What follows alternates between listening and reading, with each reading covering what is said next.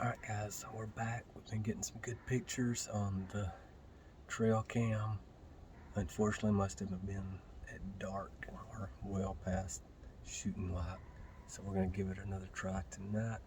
Got myself, Christina, and Bodie in the blind.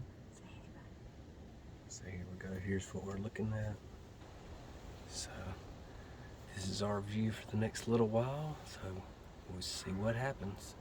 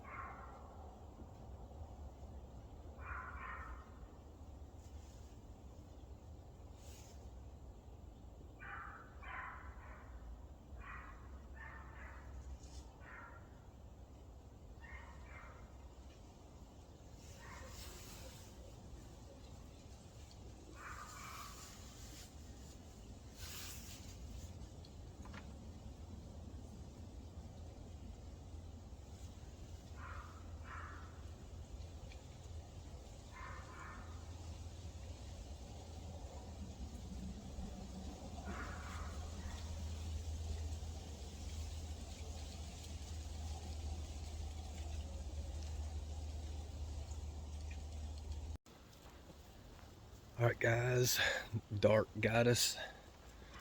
Those two were obviously not the ones we were looking for.